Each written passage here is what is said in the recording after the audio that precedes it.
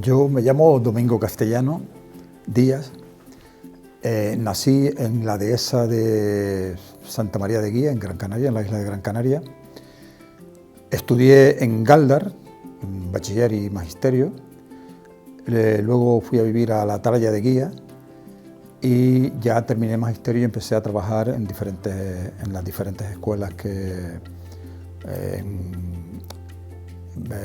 Calleros de Galdar, en Agaete, en Barranco del Pinar, en la Atalaya de Guía también estuve trabajando 5 años y luego ya me vine a la isla de Fuerteventura. Llevamos aquí más de 40 años siendo adoptados aquí de alguna manera. Fuerteventura porque yo vivía en Gran Canaria y aquello me ahogaba, ¿no? Entonces uno de los veranos llegamos por aquí de vacaciones, veníamos de camping con 4 o 5 amigos y llegamos a Morrojable. Entonces vi ahí el paraíso. Era un pueblo pequeño, de pescadores, donde veías moverse a la gente, los niños libres en la playa, se bañaban cuando querían, en calzoncillos, en bragas, eran libres como los pájaros. Entonces, en la escuela donde yo trabajaba, en ese momento me tocaba ser director del centro, en la Atalaya de Guía, y hubo elecciones y eligieron al individuo menos apropiado para la dirección. Ya yo tenía previsto marcharme, pero eso fue el punto que me dio para abandonarlo y marcharme al paraíso. Luego ya llegué a Fuerteventura, trabajé en Morrojable durante 9 años y me tocó, el primer curso que yo tuve en Fuerteventura fueron de niños de primero y eran unos 44 niños más o menos, de primero, de 6 años, que venían de la calle, no habían tenido preescolar y bueno, pues fue una experiencia magnífica, inolvidable, porque además aplicamos un método nuevo de lectoescritura con signos y fue muy divertido, porque primero reunimos a los padres, le contamos, mira, pues vamos a enseñar a los niños a leer, pero ustedes no se extrañen si el niño hace muecas con la mano o con la cara, o ustedes tranquilos, ustedes no se sientan. Y bueno, pues fue un éxito terrible con los chiquillos. Aprendieron a leer, le hicimos primero un trabajito de un mes o un mes y algo sobre educación infantil y luego ya trabajamos primero. Y como anécdota, después los tuve en primero y segundo y luego los volví a trabajar a coger en quinto. Y como anécdota, decir que muchos de ellos luego utilizaban el método que aprendieron en primero para copiarse en los exámenes en la universidad. Por medio de signos, pues ellos hacían signos y entonces pues daban respuestas a las pruebas objetivas o respuestas a algún detalle de las preguntas, ¿no? Luego me contaban eso y nos reíamos mucho nosotros, ¿no? Nosotros, tanto mi compañera como yo, estamos bastante implicados en el pueblo, pues participamos organizamos las fiestas de carnaval con los grupos, participabas en otras actividades que hubiesen ahí. Luego, también yo estaba en el fútbol, yo jugaba al fútbol y entonces cuando acabó mi periodo empecé a trabajar, a jugar al fútbol como aficionado, creamos un grupo de gente y de equipos que montamos un campeonato interno, habían como unos 6 equipos entre los hoteles y nosotros. Y luego trabajamos con los niños. Había 4 compañeros conmigo. Hicimos con todos los niños que llegaban, hicimos 4 equipos compensados y luego pues nos implicamos mucho en eso. Luego fui directivo del equipo de fútbol y entrenador también cuando hacía falta, pues era entrenador del equipo grande y sobre todo de los juveniles, cadetes, etc., ¿no? Y estamos muy implicados. Entonces, un buen día, en el año 1986, nos llegan unos rumores. Unos conocidos nuestros que estaban trabajando en un restaurante, pues se enteran que en la conversación que tenían unos señores ahí algunos concejales del ayuntamiento y otros dueños de parte de esa zona, de que se comenta que van a construir el Saladar. Entonces, ya, al día siguiente empezamos a comentarlo, ya la gente se preocupa porque había gente muy preocupada que necesitaba poca cosa para ponerse en marcha. Comenzamos a reunirnos, a escribir cartas a todo el mundo por ahí, desde el ayuntamiento, al cabildo, al gobierno de Canarias, al diputado del Común, a todo el mundo, ¿no? A los periódicos. Y entonces empezamos la actividad. Empezamos a recoger firmas por las calles, cada uno recogía por la zona de su calle, íbamos por parejas. Se recogieron más de casi 400 firmas solamente en el pueblo de Morrojable. Y luego pues habían algunos grupos ecologistas en aquel momento, Agonane y también Aulaga, que se habían implicado, habían hecho alguna actividad, habían enviado algún escrito al cabildo y al ayuntamiento. Y ¿qué pasaba? Pues que los concejales estaban divididos. Tenían mayoría asamblea majorera, en aquel momento asamblea majorera, y estaban divididos. Había unos que estaban dispuestos a construir el Saladar y otros que estaban en contra. Pues era muy complicado. Sobre todo el concejal de urbanismo, Carlos González Cuevas, el médico del pueblo, pues era un hombre bastante inteligente, amable, pero luego tenía sus cosas, se aferraba a unas ideas y ahí estaba, ¿no? Él estaba por que se construyera grandes hoteles en esa zona del Saladar a nivel de hoteles de alto standing, es decir, bueno, entonces pues claro, la gente se sublevó, convocaron una reunión con nosotros, el concejal, entonces le dijimos, mira, la única solución, lo único que podemos hacer nosotros aquí es abandonar la idea de construir, que sea un espacio público y protegido, y esa es el único negocio que nosotros podemos hacer aquí es ese, ¿no? Entonces convocó una asamblea en el pueblo.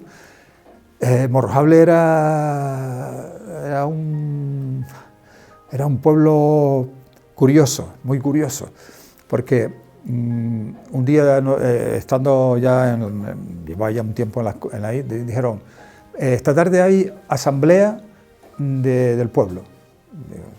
Yo no conocía eso, o sea, tú sabías que en algunos lugares se hacían asambleas y se discutían los problemas del pueblo y todo eso, ¿no? Pero no esperaba que llegara a eso. Y quizás era un producto pues, de este hombre, de Carlos González Cuevas, que estaba, el hombre pues, estaba ducho en política. Y entonces vamos al campo de lucha viejo, tenía una carada y estaba lleno, completamente lleno. Aquello fue para mí un flash impresionante. Pues entonces esta vez convoca él una asamblea, pero esta vez la convoca en la Casa de la Cultura. Envía un papelito a la gente y hacía como casi 1 año, 2 años que no se hacían asambleas. Cuando cogieron el poder, pues después ya no se empezaron a hacer las asambleas.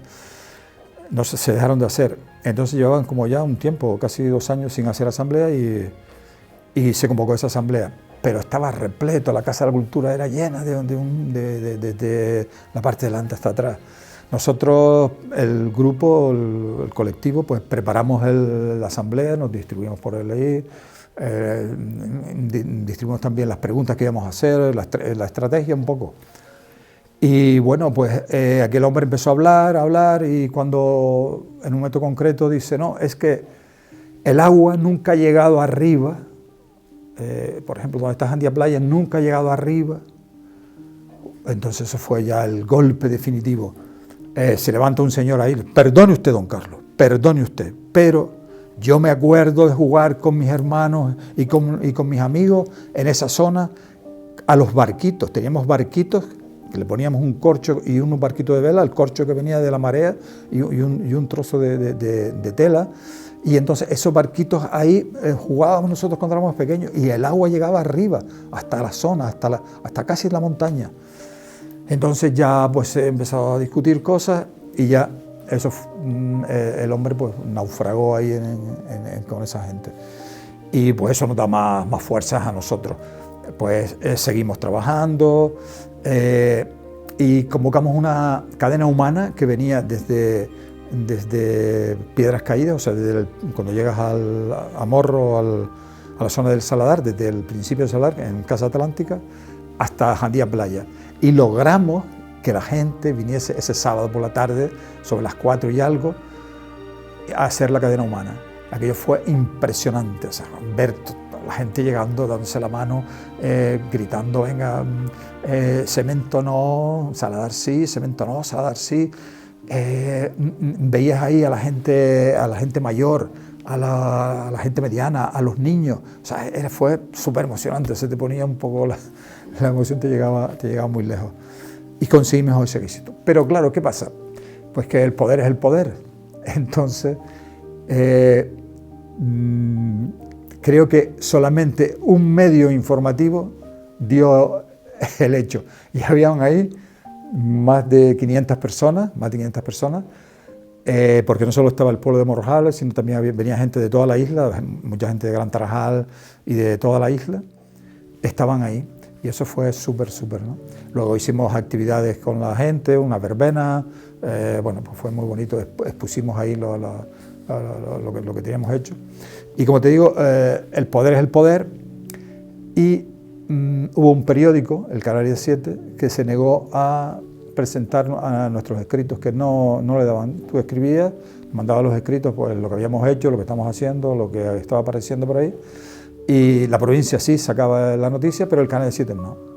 Entonces fue muy fácil coger una hoja del Canarias 7, ponerle boicot al Canarias 7, y colocamos ese cartel por todo el pueblo. A los 2 o 3 días nos estaba llamando Canarias 7, mira, ¿qué ocurre? Que bueno, ustedes no son fiables, hay una noticia importante que estamos llevando a cabo nosotros aquí en el pueblo, donde tenemos encima de la mesa el futuro de Morrojable, el futuro de esta playa, el futuro de todo este espacio, y ustedes no hacen caso. Entonces, no, pues entonces arreglamos el asunto y volvieron otra vez a publicar. No te preocupes, que vamos a publicar todo lo que tal. Entonces ya empezaron a publicar. Y luego pues ya aquello se tomó muy en serio y estábamos pendientes de la demarcación de Costa. Costa había hecho una demarcación falsa, porque estaba claro que favorecía a una serie de personas. En aquel momento era 100 metros desde la marea más alta, o sea, cuando la marea subía, en las grandes mareas que ocurren ahí, que llenan de agua todo el Saladar completamente, pues desde ese punto donde llegaba la marea más alta para arriba eran 100 metros. Entonces, creo que fue en noviembre del 86, 88, es que no me acuerdo ahora mismo, 88,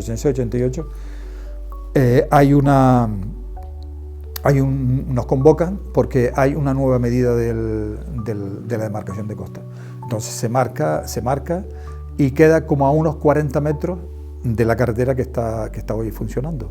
Y claro, entonces ya esta gente no tenía dónde agarrarse, porque ya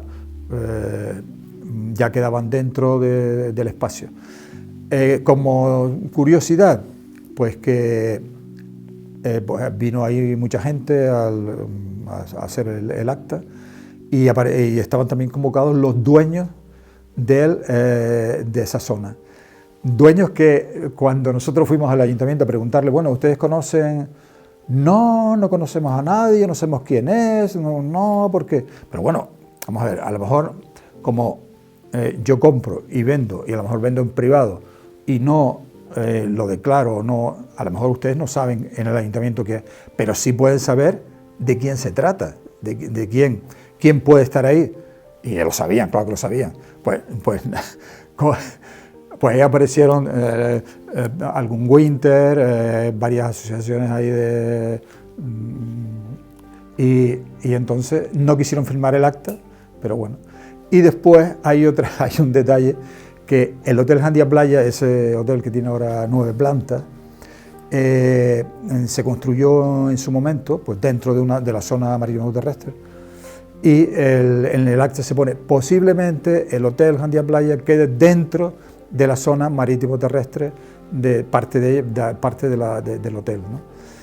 Y bueno, pues recientemente en el 19 escribimos un libro contando todo lo que habíamos realizado en el colectivo, y luego precisamente el Diario de Fuerteventura había sacado un reportaje en el que, de una forma que tú no sabes cómo midieron ellos, pero hay 2 hoteles, está el Jandia Playa, de la carretera abajo está el Jandia Playa y el Altamarena. Entonces, el Jandia Playa estaba fuera del límite de costa, que es el que más pegado está a la costa, más pegado está al mar, y dentro, como especie de cuña, está el Altamarena, y ese estaba dentro de la zona marítimo terrestre. O sea, no sabes tú cómo y quién midió eso y quién decidió esas historias. Después ya se sigue la lucha, ya entonces el ayuntamiento retrocede en sus historias y ya empiezan el gobierno de Canarias también admite la zona como zona de protección paisajística, y luego ya empieza científico, y al final pues ya se admitió el Ramsar en el 2000 y algo, ¿no? Pero sigue habiendo cosas. Precisamente ayer en abril, día 20 y algo de abril, estuvimos hablando con el alcalde y presentamos un escrito, porque tú entras en Wikipedia, habla del Saladar, habla de lo que está, cómo ha ido progresando desde un sitio científico hasta de protección internacional, y no dice ni una palabra sobre el movimiento que hubo del pueblo, porque hay que decir claramente que el pueblo de Morrojable fue porque nosotros lideramos un poco el movimiento, pero realmente el pueblo de Morrojable fue el que se movió, el que dijo ya está bien, el que dijo ya, cuando le decían no, es que para los puestos de trabajo de sus hijos, en la asamblea que te contaba antes, pues sale la gente, nosotros ya tenemos trabajo, nuestros hijos tienen trabajo, y los hijos de mis hijos también tienen trabajo, o sea que eso hay que conservarlo, y gracias a eso, ¿no? Entonces demandamos al alcalde pues que aparezca una pequeña plaquita o algo así en la zona donde está expuesto un poco lo que es el Saladar, y que contenga pues un reconocimiento al pueblo de Morrojable, a las personas de la isla que fueron y que llegaron a ese sitio también, que se preocuparon, al colectivo por el Saladar y a los otros colectivos como puede ser Agonane o Aulaga, que estuvieron también ahí en la lucha, ¿no? Y bueno, y ahí estamos también luchando por estas historias.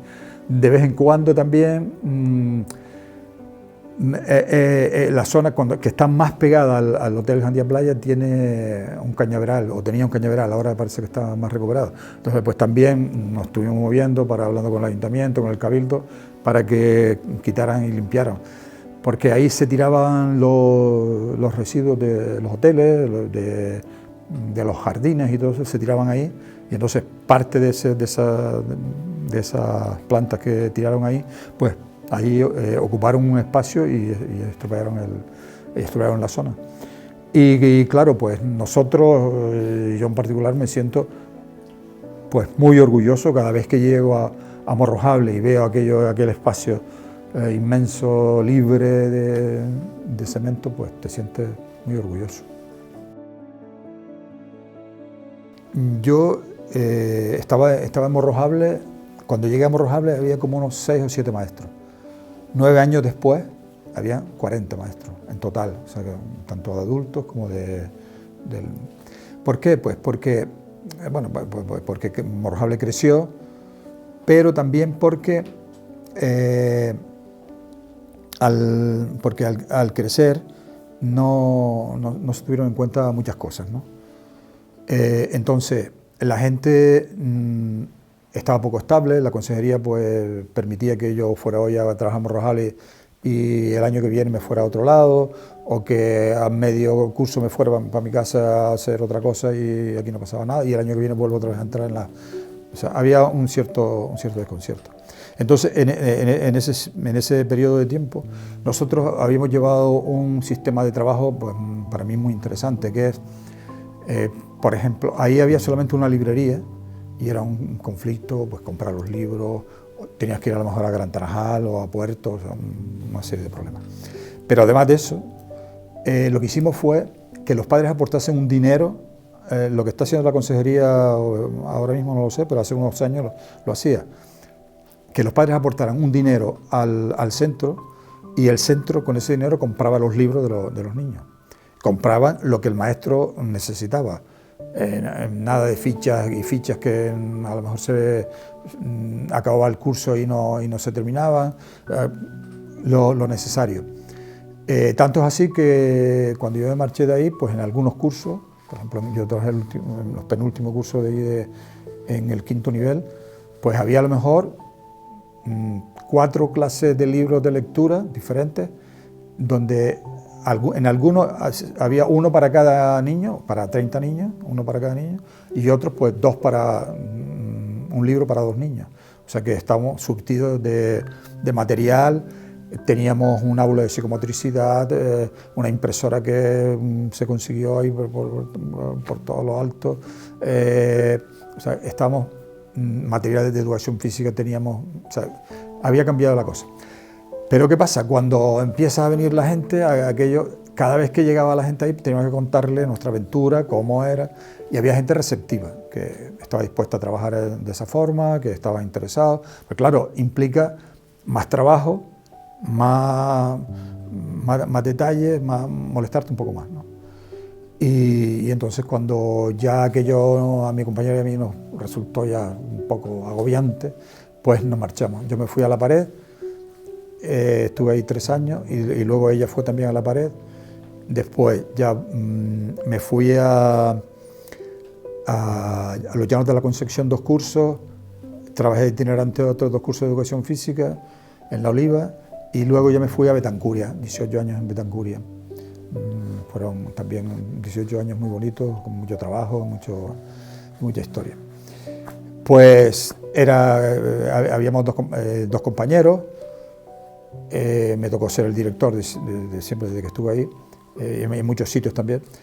Y claro, un buen día la consejería dice, se tiene usted que marchar a su casa.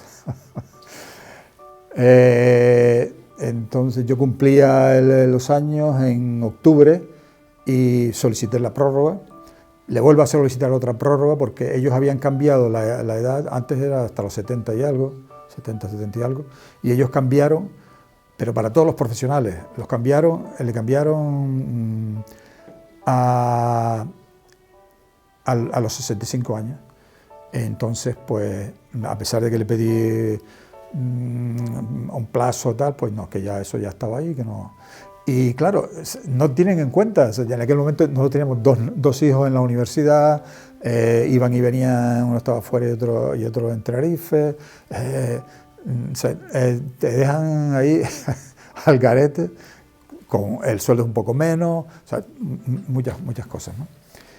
Entonces, seguí yendo por la tarde 2 veces a la semana a Betancuria para trabajar con los niños fuera de la escuela, fuera del horario escolar. Estuve 2 cursos ahí, uno lo trabajamos en el centro cultural y otro en la casa de uno de los padres o madres. Y luego, claro, pues te ves ahí. Y yo teníamos por ahí siempre un proyecto que era hacer una película sobre un hecho que ocurrió en la costa de Cofete de Morrojales, de Jandía. Y era la historia de la campana. Llega por ahí una buena mañana, una buena noche.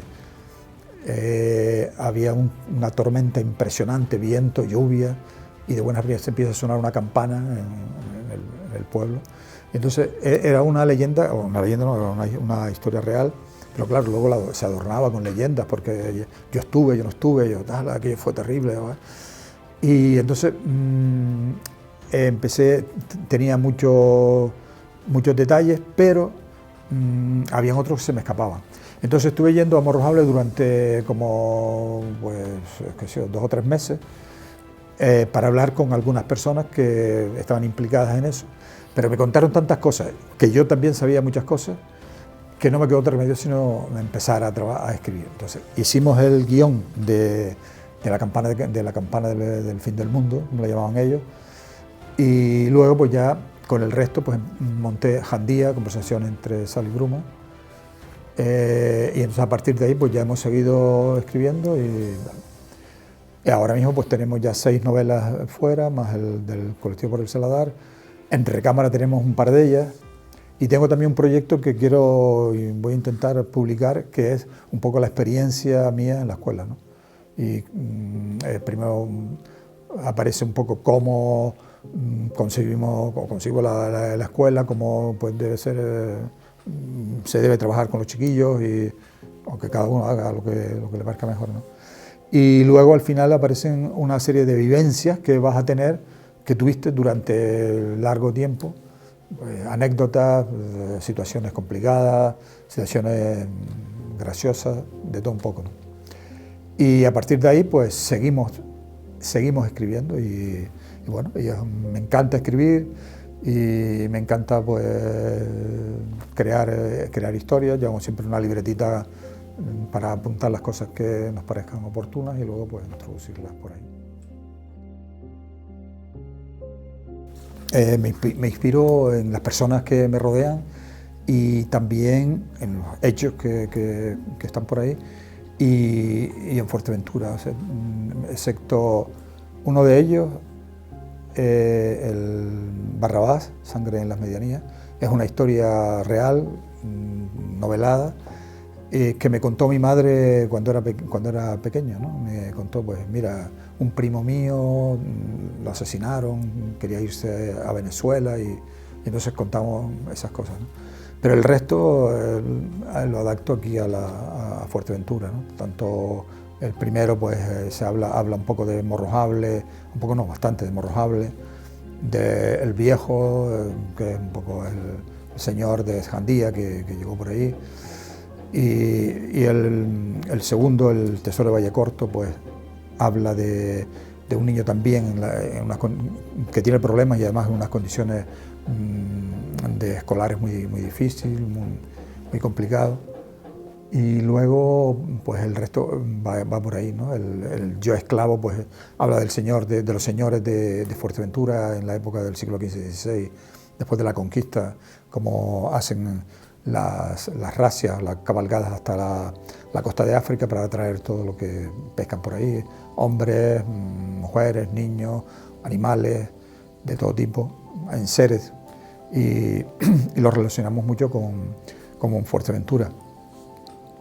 Luego, este último pues habla de un naufragio, supuesto naufragio, pero inspirado en el naufragio del Júcar, que ocurrió en el año 1984, y también un poco en el naufragio del American Star, que ocurrió en el 1994. Y luego la guinda fue un poco en Madeira, llegas a un lugar en la zona noroeste y hay un acantilado de unos 600 metros de desnivel y un teleférico que va desde la zona alta hasta unos llanos que hay en la zona baja, donde hay agricultura. Y entras al bar y entonces en el bar tienen una serie de fotografías y de noticias, de periódicos, y nos habla también pues, de un naufragio muy parecido a lo del Júcar, a que llegan ahí en el 1909, un yate espléndido de casi 90 y pico metros de eslora, era como un poco la perla del Club de Yates de Nueva York, y el ricacho que lo trajo por ahí, pues no se sabe por qué encalló. La gente, los periódicos del momento dicen que, bueno, que la culpa fue del dueño porque quería sacarle dinero al seguro y que entonces pues lo encalló, ¿no? Y después es muy divertido porque todo el mundo quiere participar del rescate, pero quiere saquear el barco, ¿no? Entonces, pues se llevan todo lo que hay por ahí, el cura se lleva la campana, la pone en la iglesia, hay un collar que todavía lo están buscando carísimo y todavía lo están buscando. Se llevan toda la mercancía que encuentran por ahí, como platos, calderos, todo eso lo llevan para su casa y así, ¿no? Entonces, con una mezcla un poco de todo eso, pues te inventas una historia de un reportero que viene de Madrid hasta la isla de Fuerteventura para sacar la noticia del San Lucas que habían callado en esa zona. Y entonces pues pasan cosas, hay muchos bandidos por ahí sueltos y es muy divertida. Quizás esta novela está un poco más, es más ligera y más divertida en algún aspecto. El fútbol para mí ha sido siempre desde pequeño, aunque yo al principio no era un experto, era más bien torpe.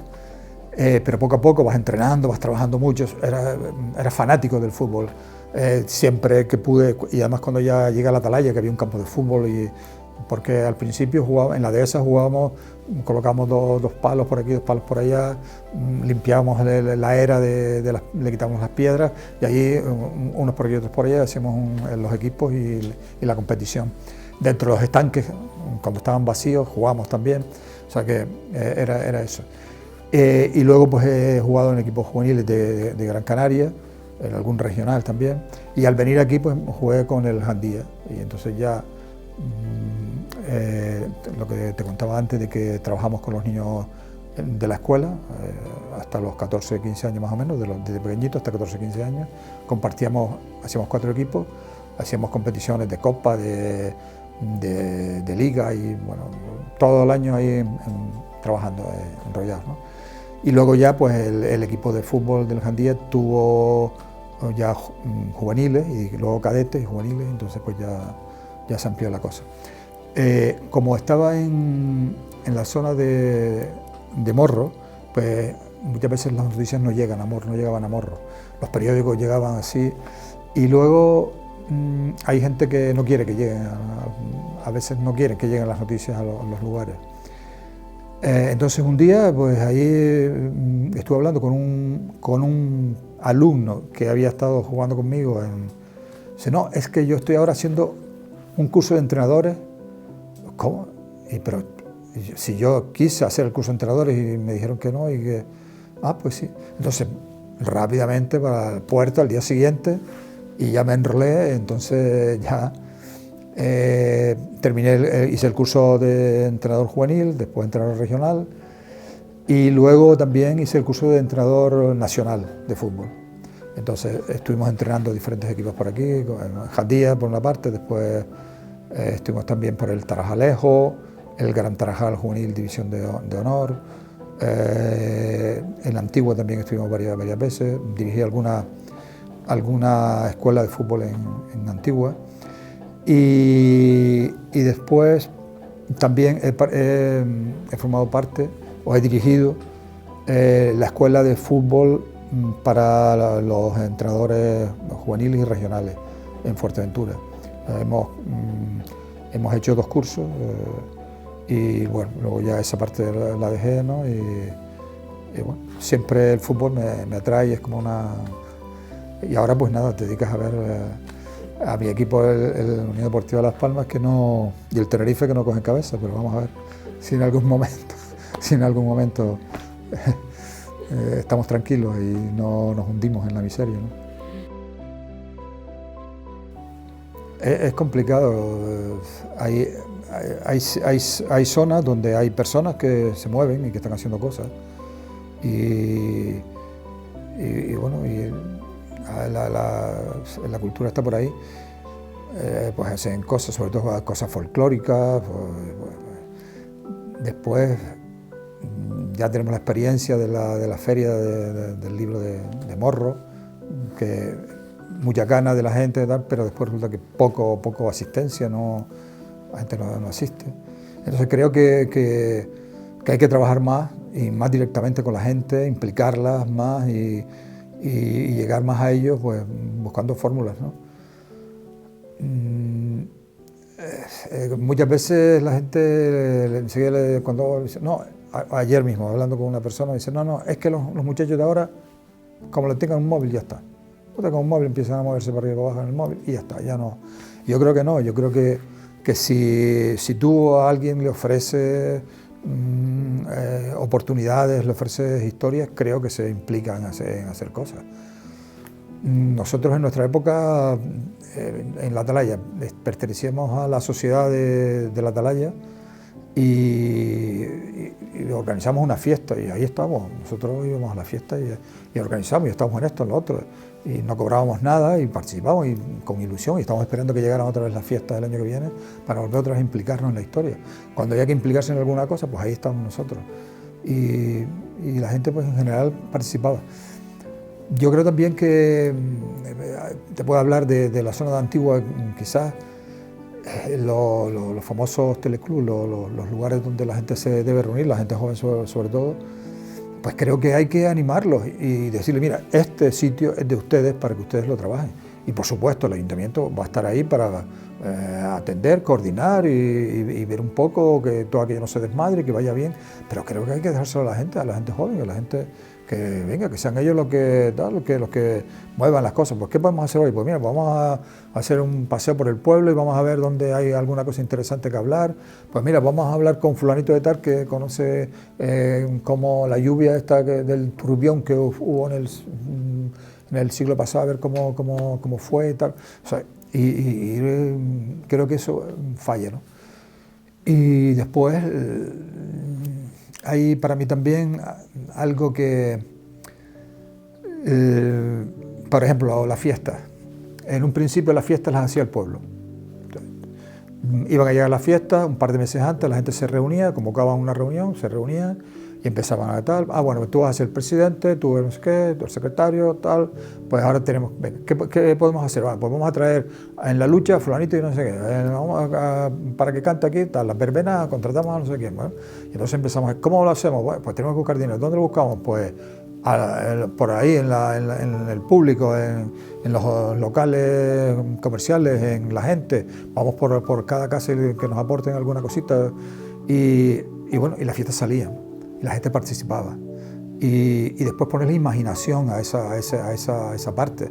Porque no es decir, ahora, ¿qué ocurre? Pues que todo eso se le ha pasado al ayuntamiento. Cultura, ayuntamiento. El ayuntamiento trae a quien le da la gana, hace lo que quiere, según sus intereses políticos o no, según su dinero que tenga o deje de tener. Y entonces, ¿qué hace la gente?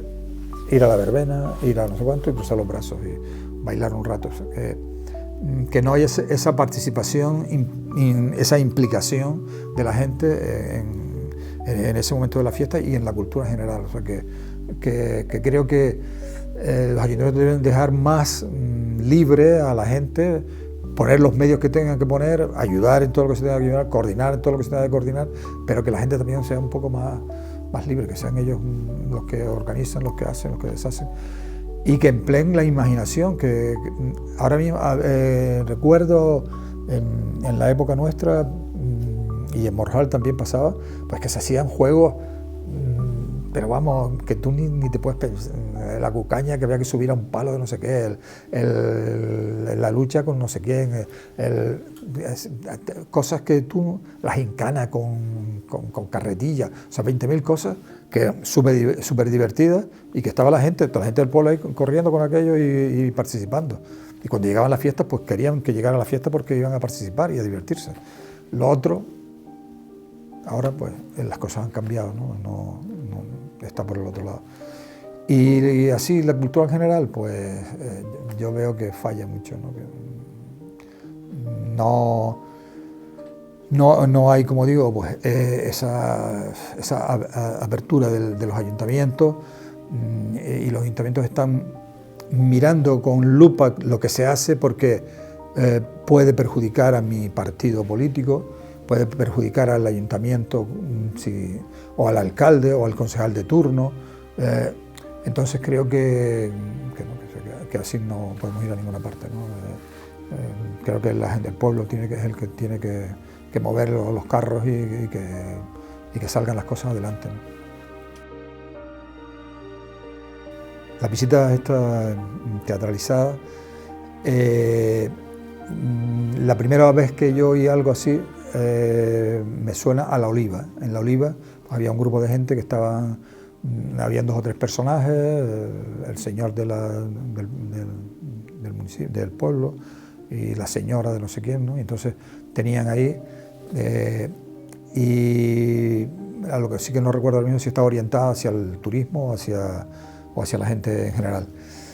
Y entonces Sirma, mi hijo, pues vio esa oportunidad y empezó a trabajarla, empezó a trabajarla, hemos consultado algunas cosas, más bien él trabajó solo, y hasta que se montó ya lo que se iba a hacer, los 2 o 3 actores que íbamos a trabajar y lo que íbamos a decir y tal, ¿no?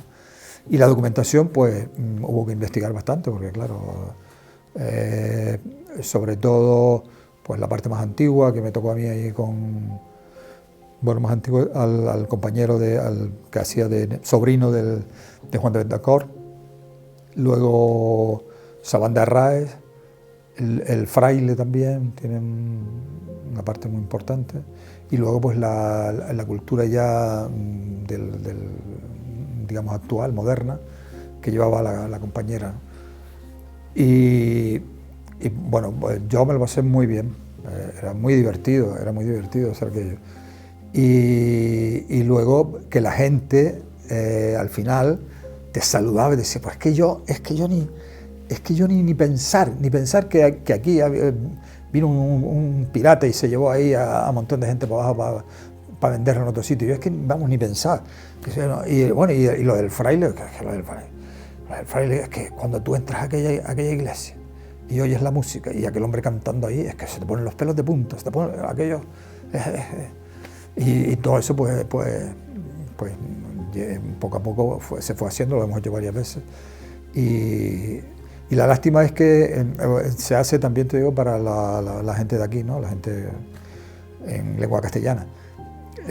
Pues sería interesante también pues poderlo hacer en otro idioma, o sería muy interesante para eso. Y bueno, y creo que luego ya se hizo en Túnez también, se hizo también con algunos personajes de la batalla de Tamasite.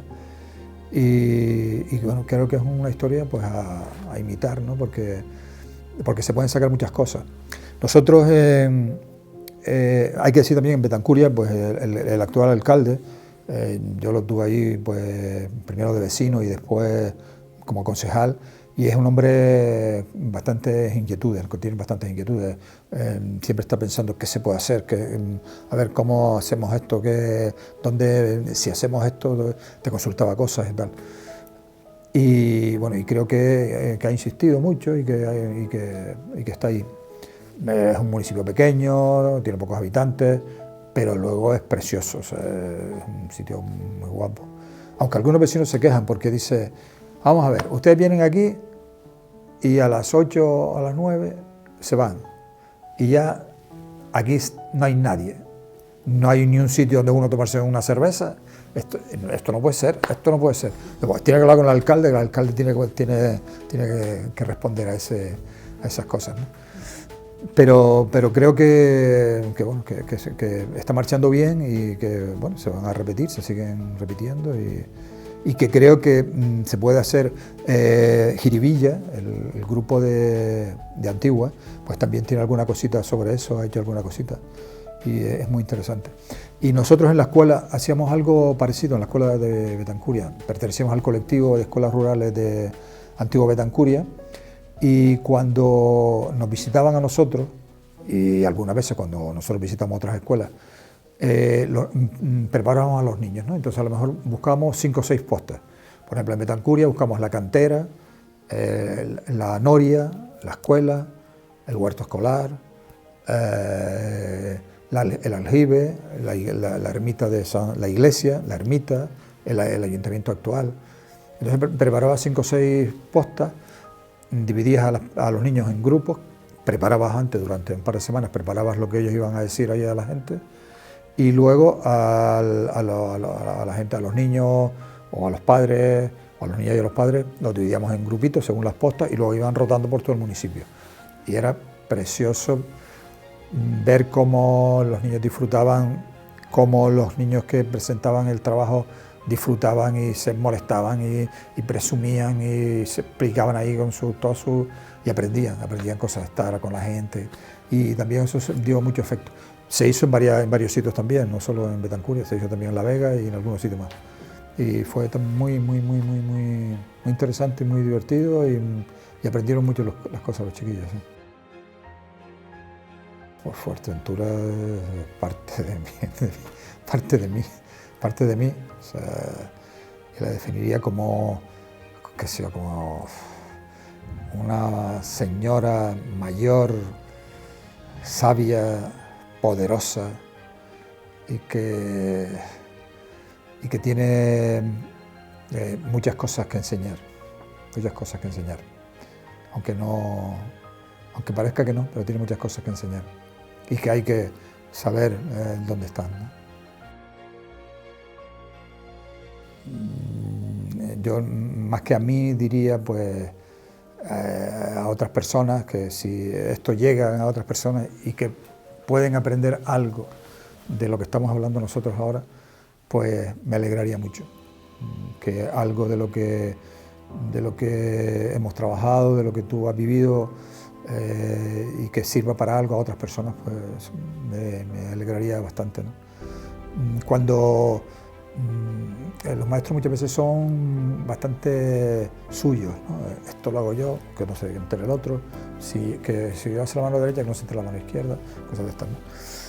Pero cuando tú vas a una escuela y encuentras una ficha que tú hiciste a lo mejor hace 3 años, yo no digo, oh, mira, está empleando mi ficha y no me dieron los derechos de autor. No. Me alegro un montón. O sea, me alegro de que, o cuando alguien está haciendo un trabajo similar o que es parecido, o que miró y vio que... Me alegro porque creo que bueno, que tu trabajo, tu historia, pues sirvió para algo y para alguien en ese momento, ¿no? Y que a lo mejor pues puede solucionar problemas y que la vida pues va caminando. Pero para el de 75 años no, para dentro de eso no le voy a decir nada.